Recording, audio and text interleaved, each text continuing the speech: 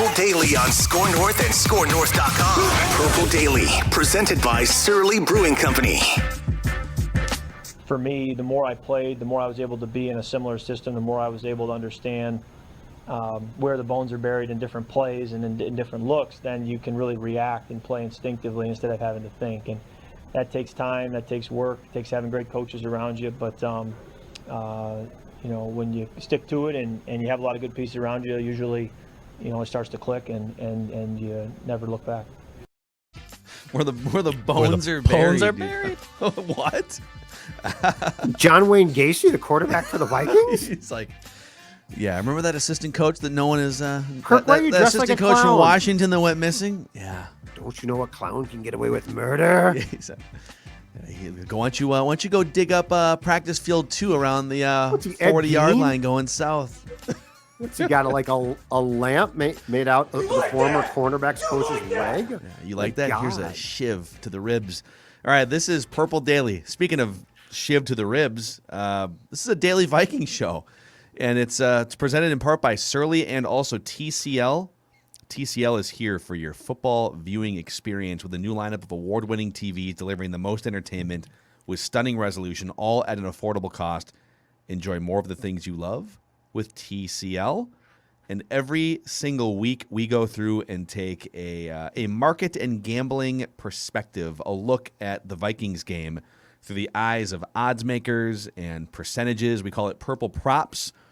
And we just recommend that you don't actually take our advice as gospel because you'll probably lose a lot of money because we're not always right if you've seen our Write That Down prediction completion percentages. But let's start with playoff odds here, boys. A couple different numbers here. Football Outsiders has the Vikings with a 37% chance still to make the playoffs, a 0.4% chance to win the Super Bowl. Sure. 538 is less optimistic.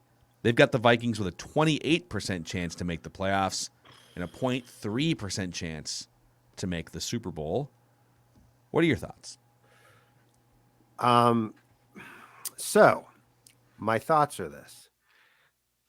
The Vikings don't completely control their fate, but if they go 4-0 or 3-1, and there are 7 seeds now, they're going to give themselves a chance. I would probably take the slightly higher odds just because I think this last stretch of 4 games for all teams is going to be so weird. And this entire season in this league has been really, really weird. And the Vikings have just enough talent, especially offensively, to surprise you a bit. I'm not saying that they have good odds, but I'm saying dismissing them would probably be a mistake. So I would probably take the slightly higher odds, but it's not like I'm optimistic. Mm-hmm.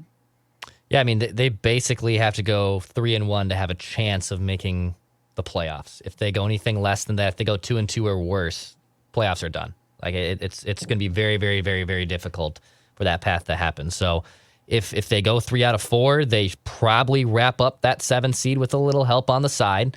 But I think those odds are probably pretty fair from odds makers and even also more genius people like Football Outsiders and 538. Yeah, I don't know. Schedule's going to play into this so much. I tend to lean probably toward the lower end because I think the Vikings schedule, I'm just kind of eyeballing it here. So I've got 4 schedules laid out. I've got the Vikings, and then I've got the Niners schedule because the Niners are a game up. You could still in theory catch them. Washington, the Eagles, and the Saints. Atlanta is also 6-7, but they're 3-6 in conference, which is much worse than Vikings and Eagles, who are 4-4. So if multiple teams are tied, Atlanta's probably screwed unless they run the table. And I don't think they're good enough to run the table. So to me, it's 2 playoff spots, and it's between the Niners, who are a game up, Washington, Vikings, Eagles, and Saints. Here's some of the schedules, right?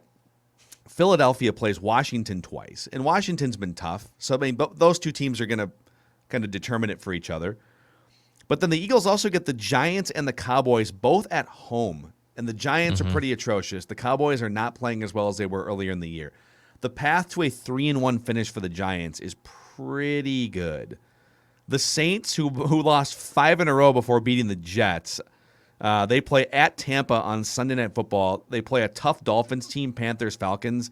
I think it's going to be tough for the Saints to go 3-1. And for that reason, I'm out, dog. Yep. Washington, we already talked about. And then the Niners would have to go like 1-3 or 0-4 probably to really fall out. But they play the Falcons, Titans, Texans, Rams. A 2-2 finish is pretty likely there. They probably get to 9-8. So I think it's between Vikings, Eagles, and Washington for that final seed in the NFC. If you go 3-1, those two teams play each other. Hopefully they split those games and then each lose another one. That's your best path, I think. If either Washington or Philly sweeps the other in their two matchups, that's a bad outcome for the Vikings. Yeah, the Vikings are just so weird. They're such a weird team that I think dismissing them would be to miss the small percentage that they do sweep the Bears. So or that they beat the Rams too. So I guess my feeling is more built upon this. If I had any feel for the Vikings predictability, which I feel like I don't, I could say they're dead. If I could say they're just not good, like if their offense was like their defense, I'd say they're dead, but it's not. It's not. Yeah. And it's got the ability to put up 29 points by the third quarter on Pittsburgh and look brilliant. Damn near blew that, but you also put up 29 points. The Football Whisperer has had the last 2 games nailed. He told you that they were going to lose to the Lions and they were going to beat the Steelers. Yeah, you did. The Football Whisperer has been trying to get it here this week. He's been he's been meditating on it. He has working? Zero feel for this game. Oh my God. Oh no, the Whisperer's lost his touch. It's bad. Has the Whisperer lost his touch, or are Vikings Bears games just impossible to get a feel for? So is there a chance the Whisperer does not weigh in? Oh no. The Whisperer's he's gonna throw the ball down the field. All right. The Whisperer was gonna say like, don't let the Whisperer's lack of feel for this. something prevent him from taking a shot with a take. Okay. The Whisperer still has takes. I thought that there might be a chance that he would just say, I can't get a read on this palm.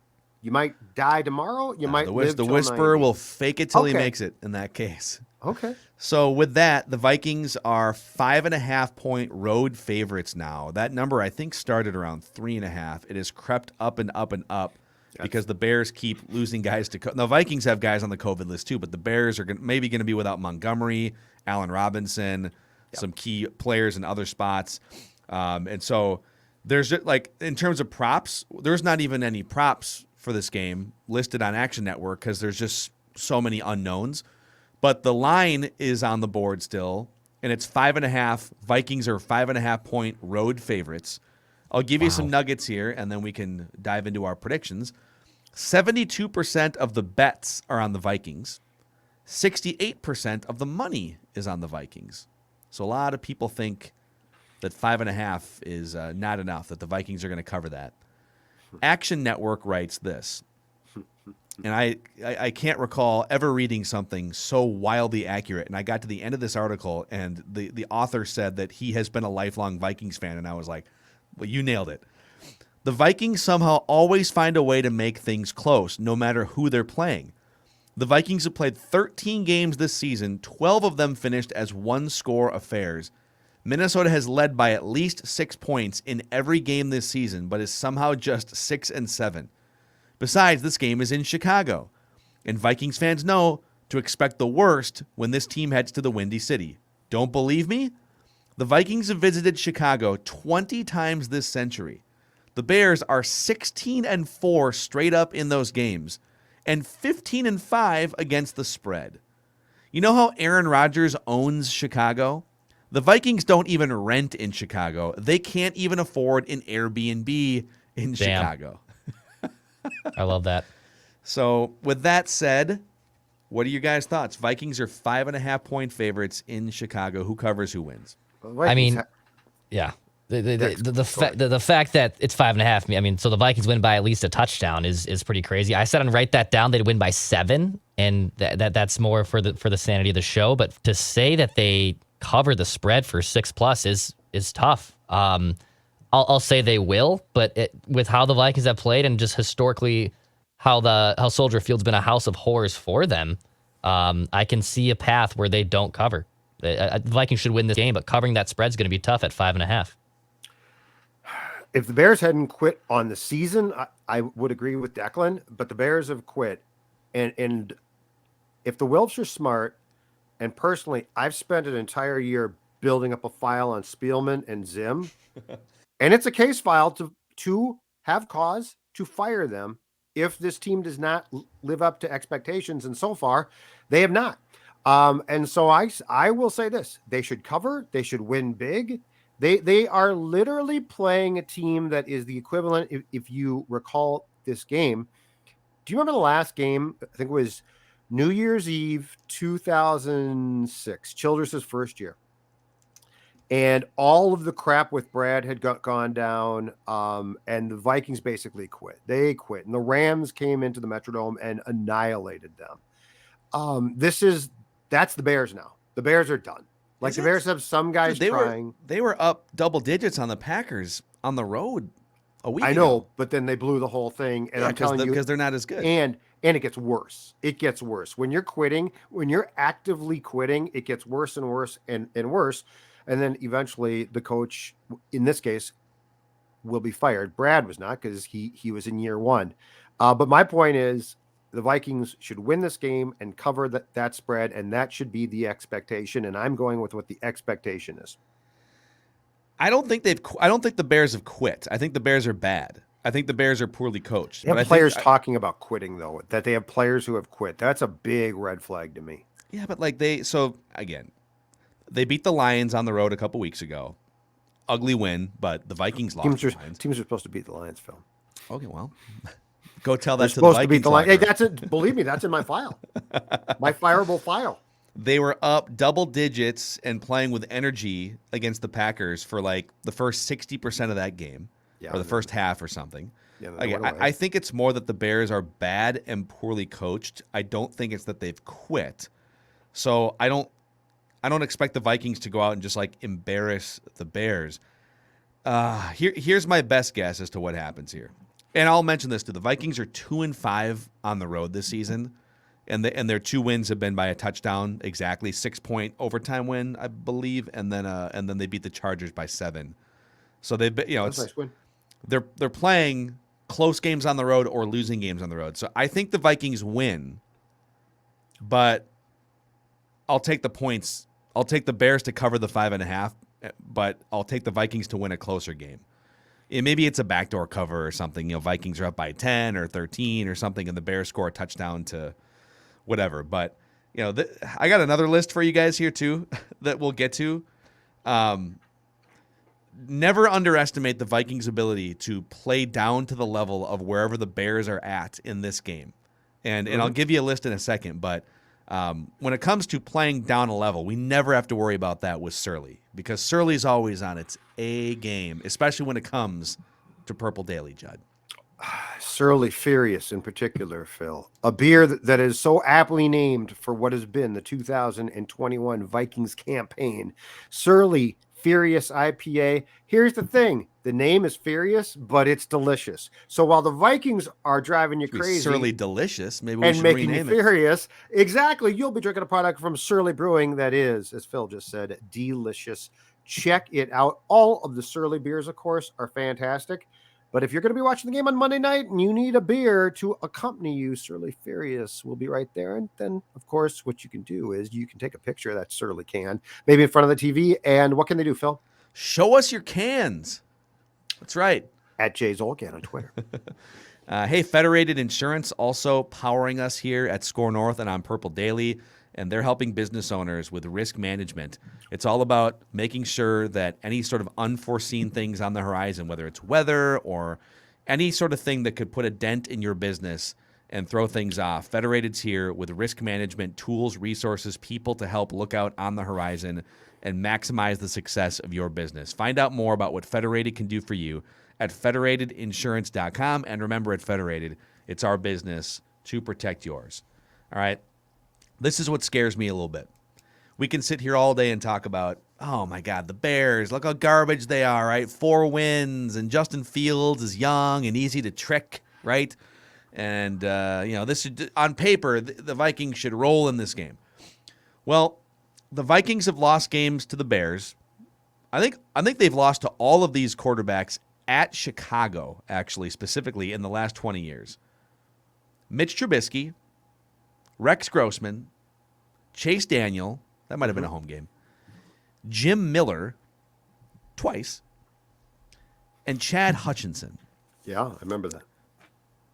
They can lose to anybody and any Bears team inside that stadium, and that's what makes me nervous. It doesn't matter if the Bears are 3-13, if the Bears are swapping quarterbacks, if they're hurt, if they're about to fire a coach. It doesn't matter. The Vikings, for whatever reason, always find a way to just get in the mud with this football team, and that's where I think it's going to be. I think there's a chance the Bears win this game outright, but I just feel really uncomfortable swallowing almost a touchdown worth of points in this game when you look at the last 20 years of history. 5-15 against the spread and 4-16 straight up against this team. So I don't know. Can you guys talk me off being nervous, or are you guys also? Oh, I wouldn't even try to talk you off of it. I'm saying my expectation is do your job. You're a good enough team to go in there and punch. The Lions game, if nothing else, is a perfect game to see what happens when you don't. There's this common thread going around now, and I do agree with the philosophy, but I think it's backwards.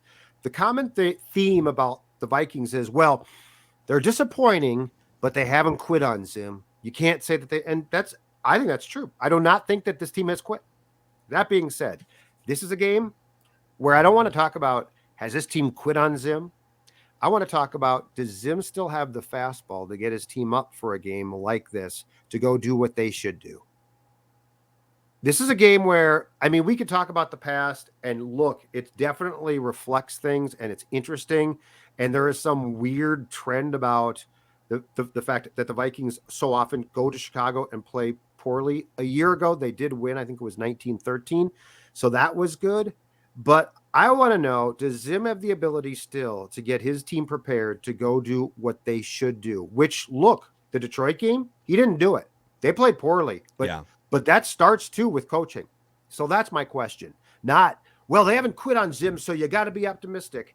That's a really low bar, like they haven't quit, because once they quit, it's all over. And I think it's really like, it's so easy and cliche to talk about like quit or not. I think there's a gray area with the Vikings when it comes to the quitting conversation. I think if you're a losing team and you're not going to make the playoffs, then it's whether you want to call it quitting or whether you want to call it just like booking tee times or whatever. But the Vikings, whether they buy into Zim or not, and I think the buy-in is much less now than it would have been 4 years ago.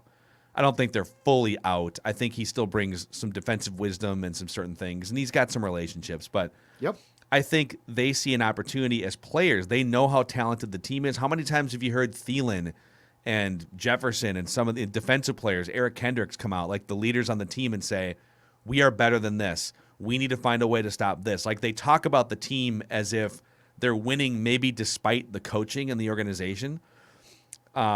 I don't think they're going to take the next step and just like quit on it all. I think they would rally despite the coach maybe before they would quit. And maybe the rallying call is less, can Mike Zimmer get everyone together? And it's more, can the leaders of the team get everyone together to make a run, even if the coaching has been suspect? But that's the question then. It is because the expectation of the Vikings for this game should be go in there and do your damn job. Again, your last game, you were up by 29 points on Pittsburgh. That's impressive. That's impressive. Now, you damn near blew it. That's not impressive. But I want to see the 3 steps away from, well, at least you haven't quit. I want to see, can you be prepared? You still have a viable chance, no matter how misguided it might be, to make the playoffs. So, this is not a lost year. I'm disappointed personally, but that's my personal opinion. But yeah, can you go into Chicago against a team that's just flat out still not good? And can you beat them? I think the answer most definitely should be yes. And if it's not, it's another in a long line of red flags I've seen. Yeah. Just to wrap, because we don't have props like usual, because there's just not really many on the board because there's so many unknowns with injuries. I do have the top 10 most likely teams to win the Super Bowl according to BetMGM here in order. So I'll give you the favorites from 1 through 10. Spoiler, the Vikings aren't one of the 10 favorites to win the Super Bowl right now. What's the point of this then, Phil? Maybe if they rattle off a few straight wins here, maybe they jump into the Why 10. are we doing this? Okay. Tampa Bay, odds-on favorite right now, plus 425. Kansas City, after last night, has jumped up to the second favorite to win the Super Bowl. Okay, that defense doing a complete 180 turn to me is huge. I'm very intrigued. Yeah. I've been buying Chiefs stock for like 2 weeks now. Yeah, they won 7 straight games, tied with the Patriots, who are third on this list on the Super Bowl odds. They've both won 7 straight games, and the Patriots are the third most likely team to win the Super Bowl. I'm going to say something weird here. If in the playoffs, I'll take the Pats if I have to play them. A rookie quarterback in the playoffs, no matter who the coach is, it's difficult. Yeah, I don't know, where have we seen that before, though? I mean, Tom Brady wasn't a rookie, but he was a first-year starter in 2002. Sure, I'm just saying, but he also proved it to be beyond special. I'm just saying, I think Mac Jones is good, and I think teams that passed on Mac Jones, excuse me, might regret it. Is that COVID cough, or what are you at there? Just a reminder that the Vikings did that. But that being said, look, the Patriot story is a great story. I'm just saying, if I had to play them, I think I could handle it. Yeah, I'd rather stay away. I'd rather stay away from that defense. From Pat Mahomes and that team than the Patriots. Yeah, I mean, I'm going to bring the Patriots. Right. Well, this is such a Vikings fan thing too. It's like, you got to avoid these teams. Like, if we could just avoid this, avoid that. No, actually, I want all these teams. Bring them all on. I'm scheming right now. The Packers and Patriots are tied at as the third most likely team to win the Super Bowl. Cardinals are 5th. Rams are 6th most likely. Cowboys 7th still, probably dropping. Bills 8th. Titans 9th. And the Chargers are 10th. I love the Chargers, man. God, I mean, they're not going to win it this year, but Justin Herbert. What do we make of the Bills? Well, they're one-dimensional. I know. They play great defense. I'm not. It's weird. Like if they would have any semblance of a running game, which you're gonna like, you can't just completely abandon the run. Like, you're gonna have to run the football to some extent. Yeah. So I don't know, man. The Cowboys and the Bills stock has dropped more than almost any team, I feel like, in the last month. I also don't know Super Bowl wise how much I love the Packers. Like, I get that they're good and their QB is great. But again, I don't know that I think that they're like fantastic in the playoffs. I think I would take on the Packers. I think I would take on the Packers. You want to bring on you're basically saying bring on Belichick, bring on Rodgers. Well, I want Belichick and all these guys. I want Belichick's QB while he's still young and he can make mistakes. Look, the playoffs are all one game mini bite pizzas. And if you just alter the pizza a little bit, you can get to the team. That's what I'm saying. Okay. The playoffs are great, man. It's one game in which you game plan your ass off for it. And you throw wrinkles in that you've never shown. And all of a sudden, Mac Jones is like, oh, my God, this ain't college no more. Coach Bill, what should I do? But Coach Bill is always 3 steps ahead of the other team's coach, it seems like. So those are your top 10 teams to win the Super Bowl. Let's see here. Yeah, as of this morning, according to BetMGM. Where are the Vikings on that list, Bill? The Vikings are 11, 12, 13, 14, 15, 16, 17th. Basically, actually, they're tied for 16th with the Eagles at 100-1. They're a plus 10,000. So the line actually, there's a very distinct line across, like the Bengals are 50-1, and then there's a big line. Eagles and Vikings are 100-1, and then you get to Broncos, Washington, Saints, etc. So according to these odds, if you were to sort these out into like playoff odds, They've got the Niners in as the 6th seed, and then the Eagles and Vikings tied for the 7th seed, and it just comes down to tiebreakers or whatever. That's kind of how they see it. So, All right. There it is. Purple props on Purple Daily. Don't forget Vikings Vent Line, the most fan-friendly, interactive show in Minnesota sports, right after Bears Vikings finishes up on Monday night. We'll see you guys tomorrow on Purple Daily.